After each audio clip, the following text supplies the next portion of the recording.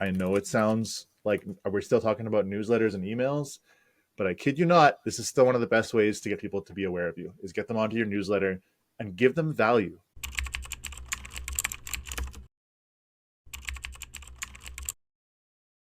So today we wanted to talk about actually going through our own customer journey as an example for people to try out for themselves.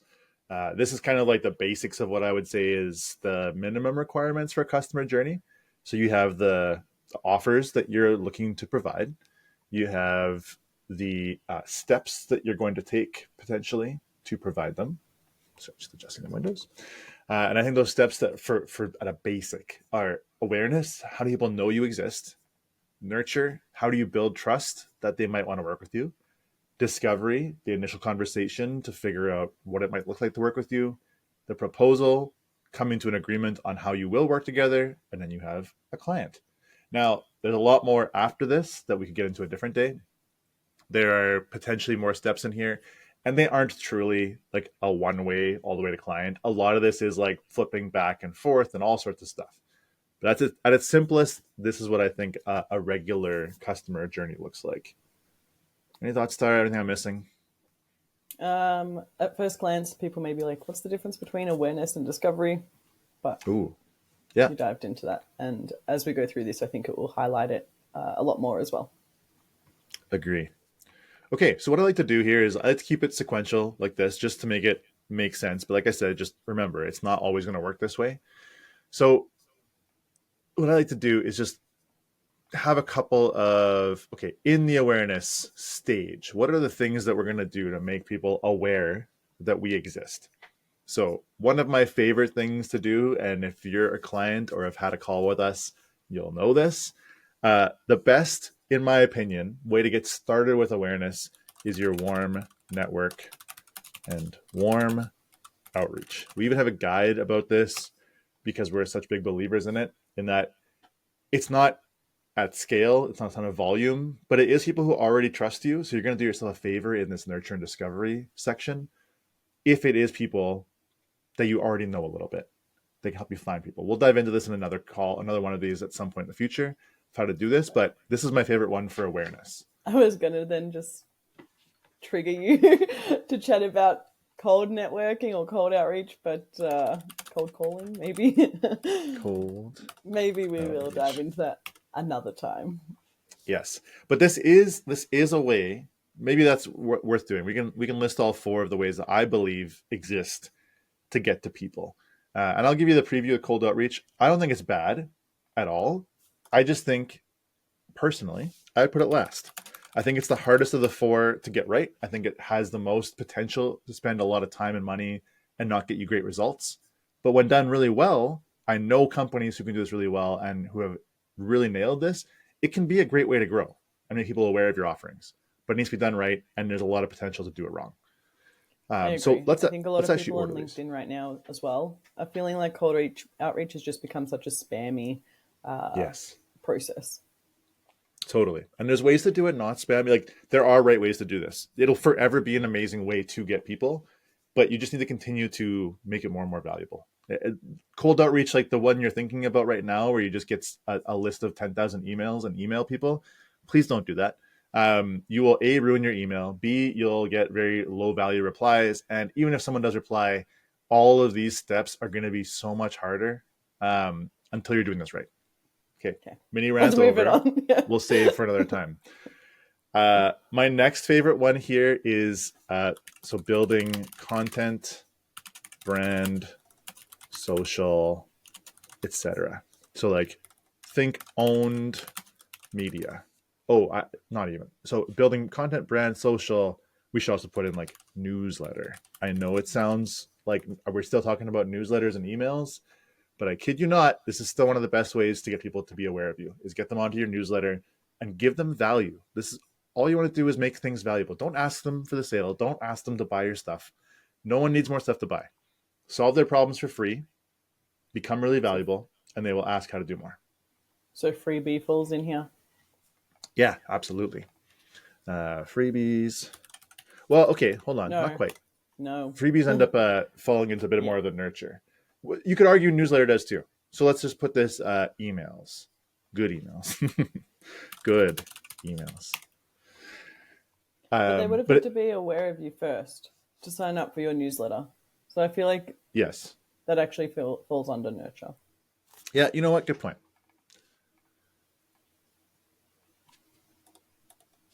We will put it there. You could argue some of these things are also that, but I think there's an element of essentially like, ooh, that's going to be awkward. Okay, pretend that this all still sticks together. I'll fix it afterwards. Um, but building your content, your brand, your social, where people can find you, be aware of you, and there's stuff for them to read that they don't need to ask you permission to get to. So Yeah. things on the internet that I can stumble across or have a friend recommend to me that I can see a little bit more about you and maybe get to the point where I want to know more. This one here, the third one, is advertising and events. So these two are more warm. Warm network and warm outreach obviously is warm. Content, brand, social is warm because they are finding like they know you a little bit at that point because they can see this stuff. Whereas ads and events are, they don't know who you are, but you're now all of a sudden in front of them. They didn't ask you to be there. Like, if you're in an event and you bump into somebody, they didn't seek you out. You are now kind of interrupting what they're doing and talking to them. And if you're advertising, you're definitely interrupting them and telling them about yourself. But these can work. They are great. Again, there's lots of pitfalls to them, but these are the 4 ways you can get people to know you exist. Yeah. On that note, you could get to a point where your events, like people actually do seek you out. And Yes. we've touched on this about building a community.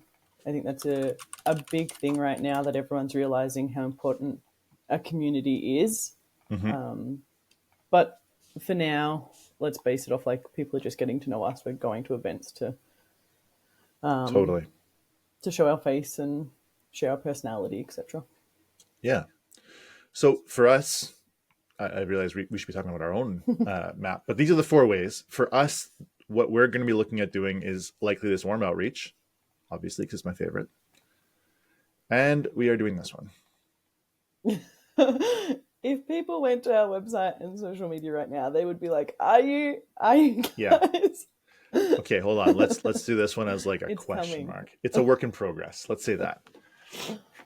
So that's how we're tackling our awareness. We're focusing on these 2, and I wouldn't focus on all 4. Honestly, build them so they work properly, scale up into systems, and then you can do something else with them. If you try to do all 4 of these at once, you're just spreading yourself thin. They're all like, they all take expertise, they all take skill, they all take practice.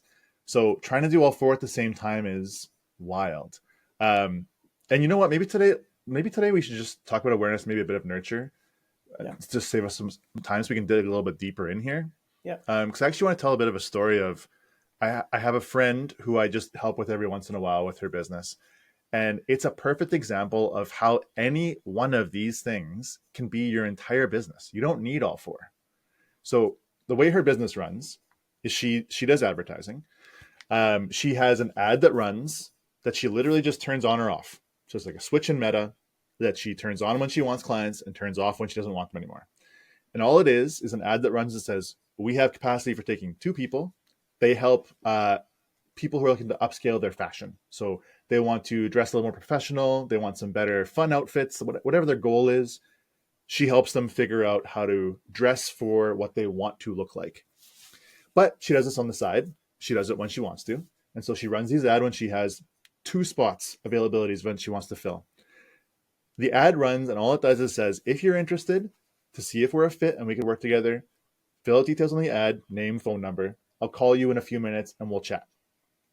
In that chat, she then moves into her nurturing, where she sends them case studies, where she sends them what to expect, where she sends them pricing and all the stuff manually through email, PDFs.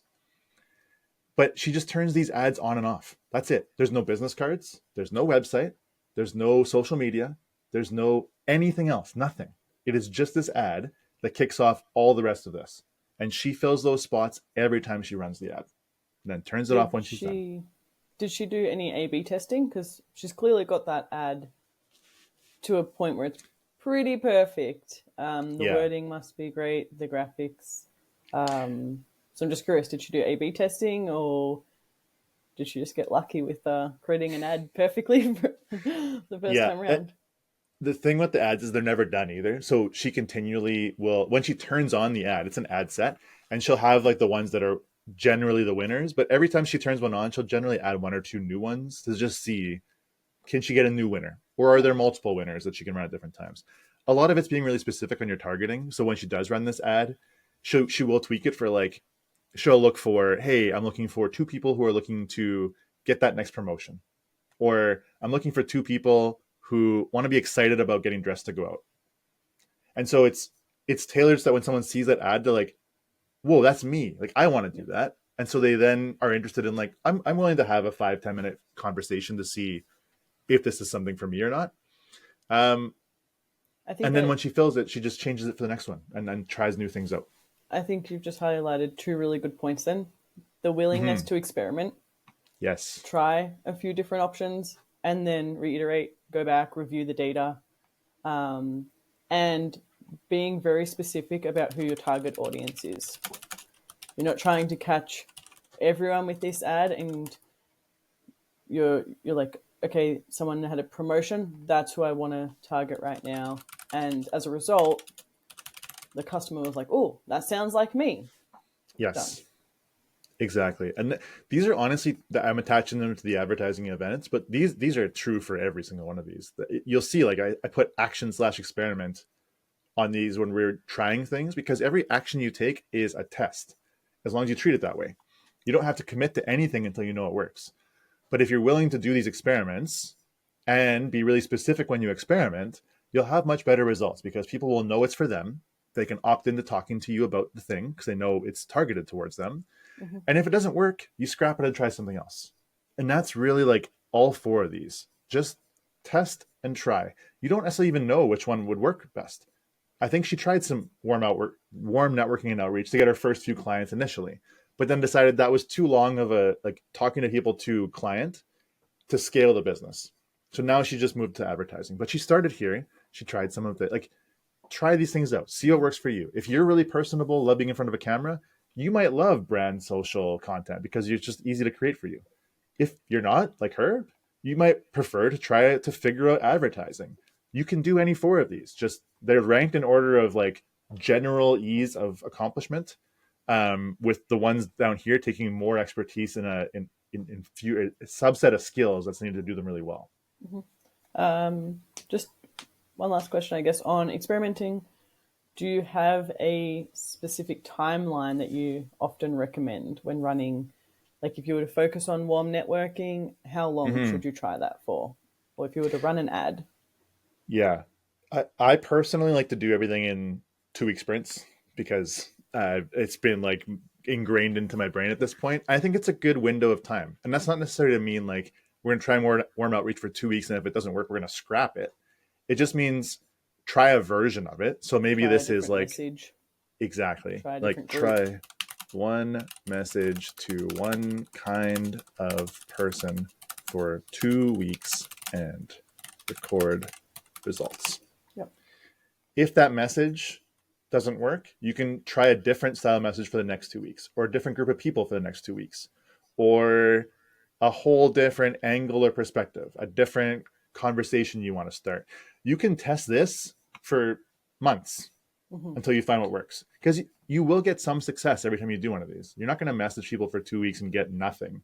You'll either learn something or you'll get some successes that'll help you shape your next experiment, or you'll find something that like, hey, this works. Now it's going to scale up, and then it goes from experiment into action system thing you build that you can repeat as needed. Yeah, I agree. No, I like the 2 week sprints, going from Yeah. tech background.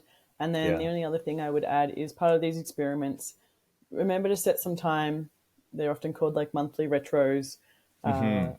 and go back and look at, review it, and take out Yes. the learnings. Don't look at everything like, oh, I didn't get a reply from X number of people. What might have changed? What's the learning there? Um, was your message maybe not specific enough? Did you not know your target audience? Exactly. And I think just for everyone who like retros, it's a great thing that gets done in tech that I think everyone should be doing.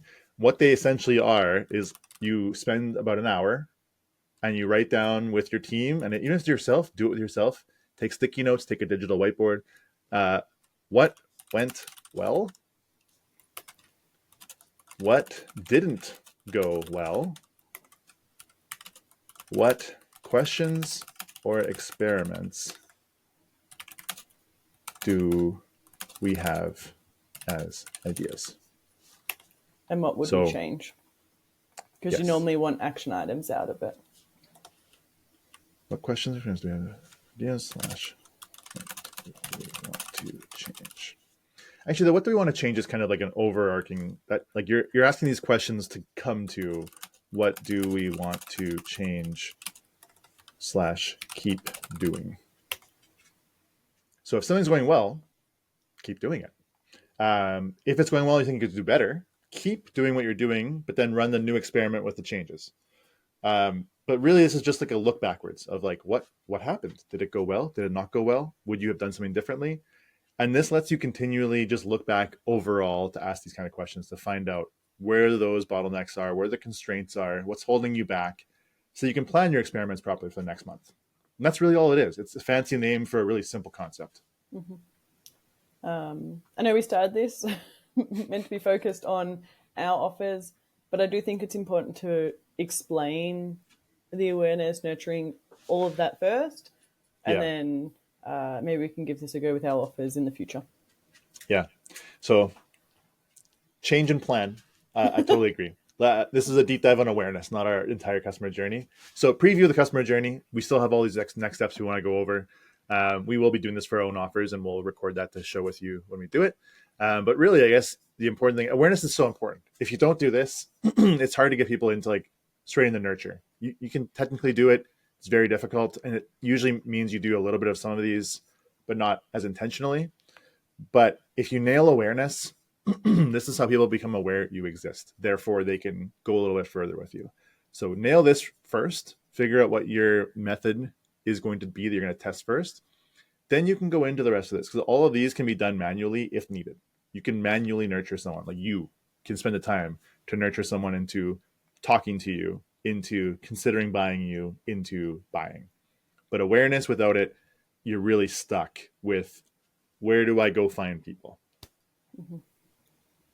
Okay, well, a little bit of a off to the beaten path, but you learned about awareness, about the order that I think they should get done in, and in retrospectives, which honestly, it's probably better than going through the whole customer journey anyways. Awesome. Okay, thanks, Tara. We'll chat again soon. See you next Tuesday. Bye. See you next Tuesday.